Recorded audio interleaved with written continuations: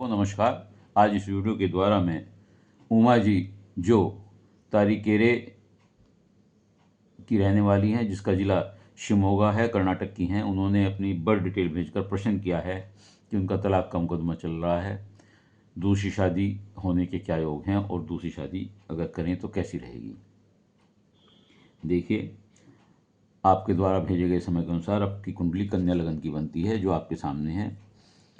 और ग्रह स्थिति इस प्रकार है। कन्या लगन में गुरु और शनि बैठे हुए हैं, पंचम भाव में केतु हैं, छठे भाव में सूर्य बुध गुरु हैं, सप्तम भाव में मंगल हैं, नवम भाव में चंद्रमा हैं और 11वें भाव में राहु हैं। ये आपकी कुंडली की स्थिति है। देखिए,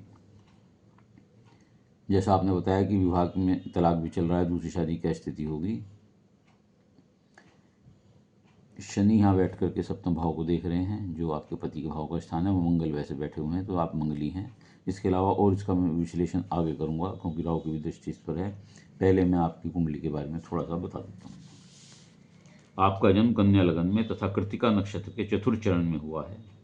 जन्म राशि वृष है और आप मंगली हैं, क्योंकि आपके सप्तम भाव में पति स्थान में मंगल बैठे हैं, जिसका संबंध अष्टम भाव व तीसरे भाव से है। मंगल जहाँ बैठे हुए हैं पति घर में, इसका संबंध अष्टम भाव से। अष्टम भाव से संबंध होना बहुत अच्छा नहीं होता। इसके अतिरिक्त सातवें भाव पर शनि की क्रूर दृष्टि पड़ रही है तथा केतु से भी दृष्ट है भाव, और राहु से अगर हम गए 7, 8, 9, राहु की भी 9वीं दृष्टि इस पर पड़ रही है। बस एक बात ये अच्छी है कि लगन में बैठे हुए गुरु अपने घर को देख रहे हैं। गुरु की वजह से लिटिगेशन चला होगा, निश्चित तौर से मुकदमा हुआ होगा, लेकिन गुरु आपके सप्तम भाव को सुरक्षित कर रहे हैं, यानी कि आपके वैवाहिक जीवन को गति देंगे।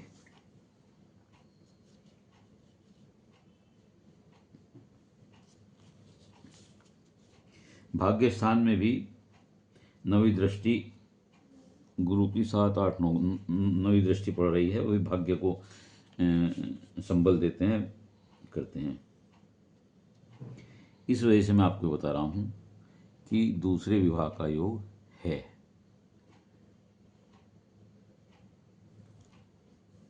और गोचर का गुरु भी यहाँ बैठ करके अपने भाव को 9वीं दृष्टि से देख रहा है, जो पति स्थान का भाव है। इसलिए 1 साल के अंदर भी एक योग हल्का सा शादी का बनता है। वर्तमान में आपकी गुरु की महादशा चल रही है और शुक्र का अंतर चल रहा है। देखिए, शादी के लिए गुरु, चंद्रमा और शुक्र कारक ग्रह होते हैं, और शुक्र की ही महादशा आपको चल रही है।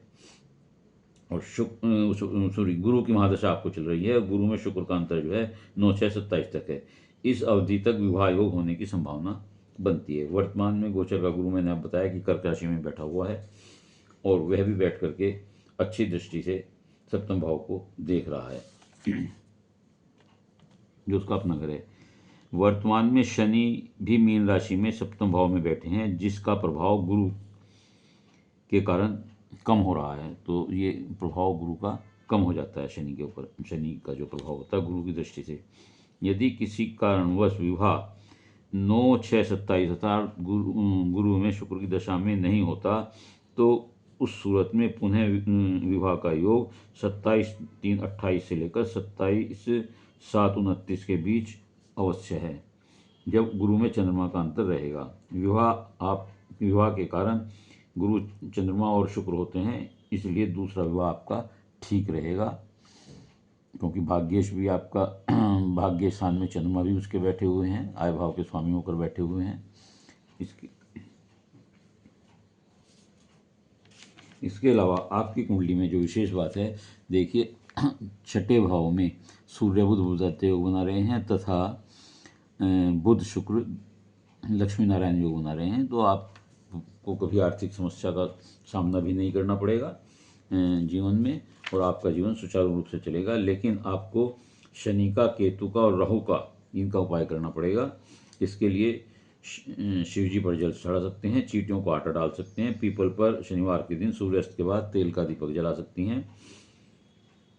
सूर्यास्त होने के बाद गणपति जी की पूजा करें, और केले के पौधे पर आप बृहस्पति को घी का दीपक जला सकती हैं।